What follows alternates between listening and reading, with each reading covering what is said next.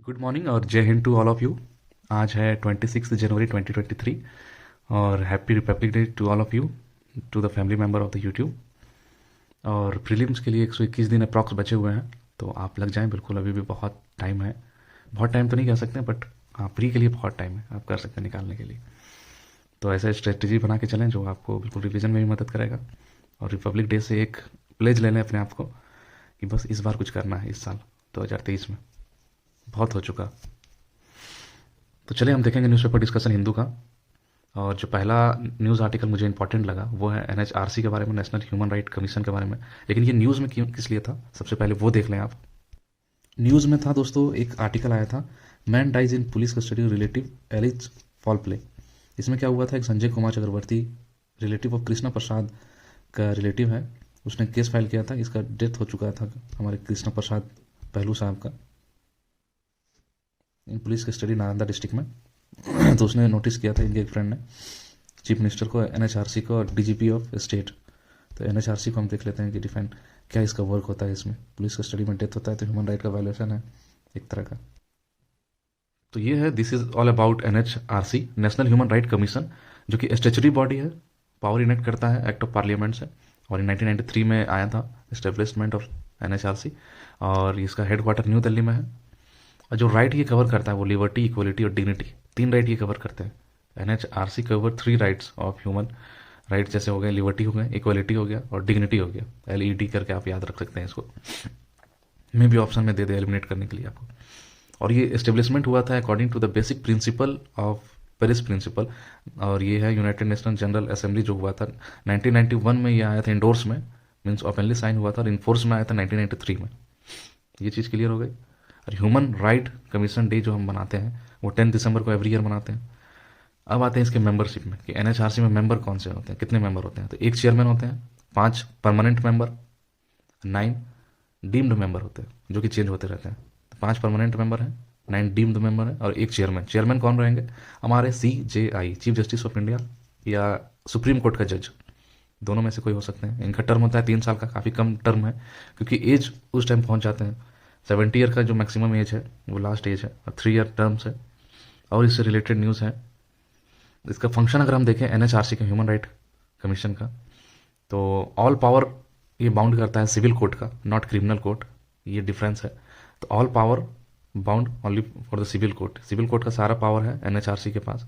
और no power to punish, ये एक क्वेश्चन भी आया था और ऑप्शन में दिया हुआ था कि पावर टू पनिश, लेकिन ऐसा नहीं है। एनएचआरसी का जो नेशनल ह्यूमन राइट कमीशन है, उसको कोई भी पावर नहीं है पनिश करने के लिए।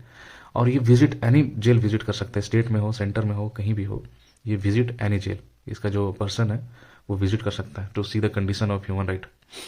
और चेयरमैन का जो सिलेक्शन होता है, मैं बताऊं कि एक चेयरमैन है, 5 परमानेंट मेंबर है और 9 डीम्ड मेंबर है। तो इसमें चेयरमैन का जो सिलेक्शन होता है उसमें पार्टिसिपेशन करते हैं हमारे पीएम, 5 मेंबर इसमें भी होते हैं। पीएम है, स्पीकर है, डिप्टी चेयरमैन है, leader of Lok Sabha, leader of opposition, sorry both the houses, Rajya Sabha and Lok Sabha, और हमारे मोटा भाई होम मिनिस्टर, वो तो रहेंगे ही हमारे साथ।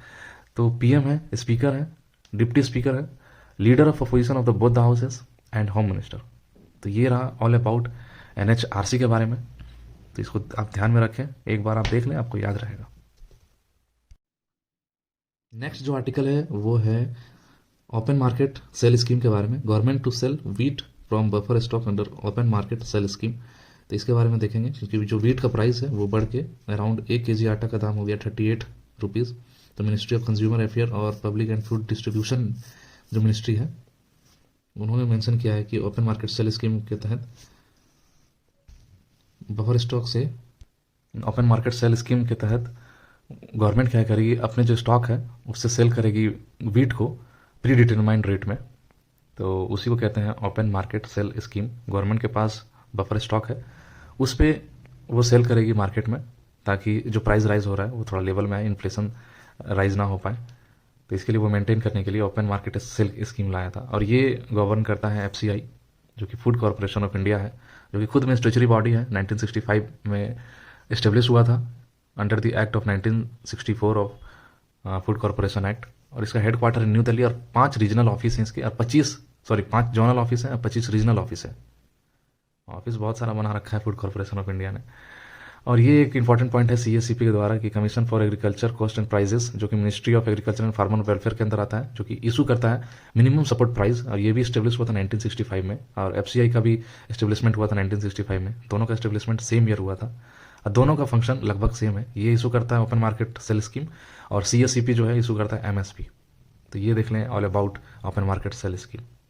नेक्स्ट जो आर्टिकल है दोस्तों वो है BCCI के बारे में। BCCI earn big for the sale of 5 team in the inaugural WPL, that is Women's Premier League, with Adani Sportline buying the most expensive team 1289 crore में उसको खरीदा गया था। एंड ये रहा BCCI के बारे में, board of control for cricket India. ये स्टेब्लिशमेंट हुआ था 1928 में, जो कि आज़ादी से पहले हो चुका था। Under the Tamil Nadu society registration act जो है उसके अंदर आया था ये BCCI। और ये नेशनल गवर्निंग बॉडी है, no receive fund from government of India. इसमें 2 कमेटी फेमस है, Mudgal committee, Lodha committee. Lodha committee के द्वारा रिकमेंड किया गया था, बहुत सारा चीज़ रिकमेंड किया गया था। ये भी रिकमेंड किया गया था कि RTI के अंदर आना चाहिए BCCI। और टर्म है हमारे BCCI चेयरमैन का जो कि 3 ईयर्स है, और नॉट मोर देन 3 टर्म्स वो कर सकता है। 3 टर्म से ज़्यादा नहीं होना चाहिए और 2 टर्म कंसेक्यूटिव नहीं होना चाहिए। एज मैक्सिमम एज 70 है, 70 से कम नहीं होना चाहिए, 70 से ज़्यादा नहीं होना चाहिए।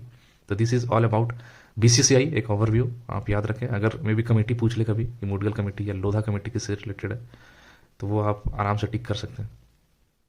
नेक्स्ट जो आर्टिकल है दोस्तों वो है पाकिस्तान और इंडिया से रिलेटेड। पाकिस्तान हमारा छोटा भाई है और Pakistan prime minister to be invited for SCO summit के लिए उसको बुलाया गया है पाकिस्तान को। उनके जो फॉरेन मिनिस्टर है बिलावल भुट्टो जी को बुलाया गया है SCO कॉपरेशन में। और पाकिस्तान भी फुल टाइम मेंबर है इसका, 2017 में ऐड हुआ था। तो SCO के बारे में देखते हैं। एंड ये देखें SCO के बारे में, SCO समिट होने वाला है गोवा में जून में 2023 में, इंडिया होस्ट करने वाला है। SCO का फुल फॉर्म है संघाई कोऑपरेशन ऑर्गेनाइजेशन, जो कि एस्टेब्लिश हुआ था 2001 में। उस टाइम जो मेंबर कंट्री था कजाकिस्तान, चाइना, रसिया, किर्गिस्तान और तजाकिस्तान, जितने भी तान है सब इसी में है।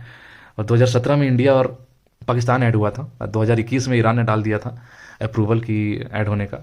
तो ईरान पहले ऑब्जर्वर स्टेट था, 3 पहले ऑब्जर्वर स्टेट थे इसके, एक ईरान, एक अफगानिस्तान, एक बेलारूस। 3 ऑब्जर्वर स्टेट मैंने इसमें मेंशन नहीं किया है, लेकिन मैं बता देता हूँ 3 ऑब्जर्वर स्टेट हैं और 8 मेंबर्स हैं और 6 डायलॉग पार्टनर है इसके। 3 जो ऑब्जर्वर स्टेट हैं वो अफगानिस्तान, बेलारूस और ईरान था। ईरान अब आने वाला है परमानेंट मेंबर में, जो कि 2023 में मोस्ट प्रोबेबली कि वो परमानेंट मेंबर का सीट धारण कर ले। गोवा में होने वाला है। और ये इसका 2 ऑफिशियल लैंग्वेज है, पता नहीं 2 ही क्यों रखा है, रसियन और चाइनीज़। बड़े बदमाश होते हैं रसियन लोग और चाइनीज़ लोग, बिल्कुल 2 ही लैंग्वेज रखा है इन्होंने। और इसके अंदर एक ऑर्गेनाइजेशन आता है जो कि rats regional anti terrorist structure है। तो एंटी टेररिस्ट को ये गाइड करता है एंटी टेररिस्ट मूवमेंट। और देखें आप इसके रिलेटेड जो क्वेश्चन आया था 2022 के प्री में, UPSC के प्री में, कि इंडिया किस किस का मेंबर है। 3 ऑप्शन था, MTCR, SCO और IIB, एशियन इंफ्रास्ट्रक्चर बैंक और SCO। तो इंडिया तीनों का मेंबर है जैसा कि आपको पता होगा। तो ये मेंबरशिप्स के रिगार्डिंग भी पूछ लेता है। तो इसमें देखें ऑल अबाउट SCO समिट के बारे में। नेक्स्ट आर्टिकल देखेंगे हम इजराइल के मैप के बारे में। फिर आज इजराइल चर्चे में चल रहा है, वेस्ट बैंक और इजराइल दोनों चर्चे में चलता रहता है। तो इजराइल का मैप देख लेंगे, जैसा कि मैंने पहले भी बताया था इजराइल का मैप याद रखने का ट्रिक, जो कि इजराइल में जो वर्डिंग है IS, S को ले लेंगे सेकंड लेटर और लास्ट के 2 लेटर ले लेंगे SEL। तो SEL हो गया, J ऐड करेंगे जॉर्डन। तो इसमें है बॉर्डिंग कंट्री, S से सीरिया हो गया, E से इजिप्ट हो गया, L से लेबनान हो गया और J से जॉर्डन हो गया। तो सेल्ज करके आप याद रखेंगे। जॉर्डन एक बहुत आया था मूवी रणबीर कपूर का, उसमें उसका नाम जॉर्डन रहता है, सिंगर रहता है उसमें। और इजिप्ट का अगर आप देखें, इजिप्ट का देखें अगर बॉर्डरिंग कंट्री, तो ये 3 के साथ शेयर करता है, जैसा कि आप देख रहे हैं सीरिया के साथ, इजराइल के साथ शेयर कर रहा है और लीबिया के साथ और सूडान के साथ, 3 के साथ ये शेयर करता है बाउंड्री। इजिप्ट का प्रेसिडेंट भी अभी हमारे आए हुए हैं चीफ गेस्ट के तौर पे, तो ये याद रख लें। लीबिया के साथ शेयर करता है, सूडान के साथ और इजराइल के साथ। और इजराइल शेयर करता है 4 के साथ, 4 मैंने SELJ करके आपको बता दिया code. This is all about today's discussion. Please like, share और सब्सक्राइब कर दें चैनल को, so that I can also motivate. और लगे रहें, डेफिनेटली आपका सिलेक्शन होगा। जय हिंद, थैंक यू।